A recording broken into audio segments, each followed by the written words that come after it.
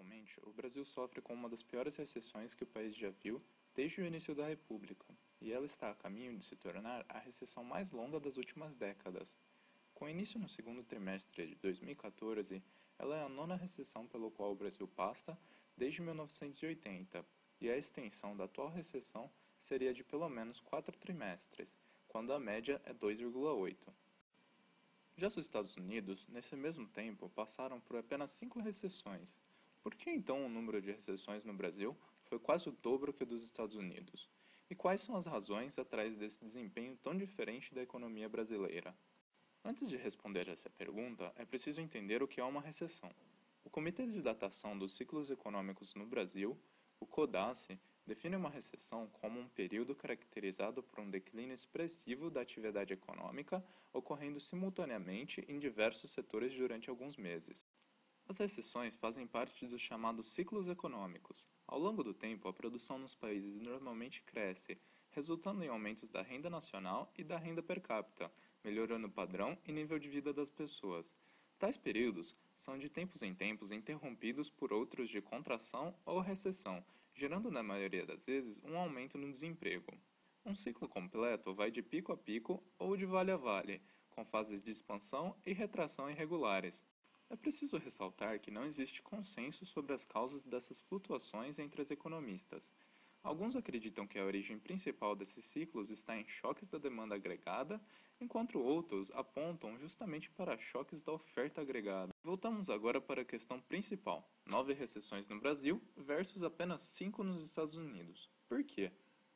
De acordo com Andrew Abel, Ben Bernanke e Dean Krushore, em Macroeconomics, é comum que economias emergentes tenham ciclos mais curtos e mais voláteis. Isso se relaciona com várias características específicas dessas economias, entre elas o fato de que seus mercados financeiros são menos desenvolvidos, a maior exposição na volatilidade da conta corrente, mudanças nas exportações e importações e outros fatores.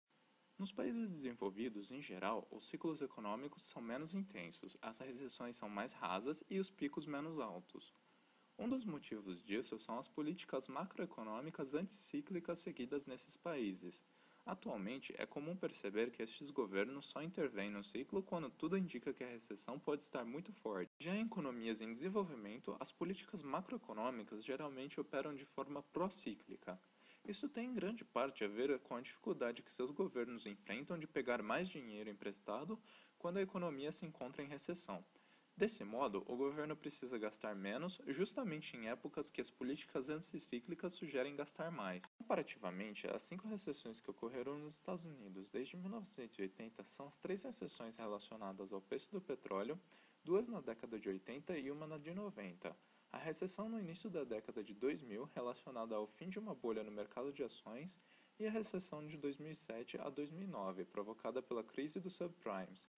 Enquanto no Brasil as 9 recessões são as 3 da década de 80, a chamada década perdida resultante do calote da dívida pública externa que prejudicou por um tempo o acesso das empresas e governo brasileiro aos mercados financeiros internacionais. A recessão de 95 por contaminação da crise mexicana, a recessão de 98 resultante do mau alinhamento da taxa de câmbio no regime de meta cambial, a recessão de 2001 relacionada à crise de energia, a recessão de 2003, relacionada a turbulências causadas pelas eleições de 2002, a recessão de 2008, provocada pela crise dos subprimes no exterior, e a atual recessão, no qual a dívida pública, o déficit fiscal e imposto inflacionário são componentes determinantes. Fica claro que a economia brasileira é mais vulnerável a contaminações de crises que ocorrem em outras economias emergentes, como ocorreu em 95 por conta do México, em 2008 por causa dos Estados Unidos e em parte em 98 devido à Ásia e Rússia. Podemos ver que o ciclo econômico é sensível ao cenário político, como no caso de 2003 e 2014.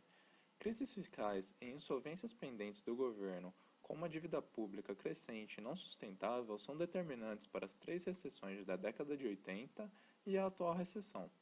Problemas de fornecimento de energia, em parte causados por distorções de preços resultantes da administração desses preços pelo governo, impactam 2 recessões, a de 2001 e a de 2014. Podemos concluir que se o governo brasileiro conseguisse evitar crises fiscais, a economia brasileira provavelmente sofreria menos recessões. A lei de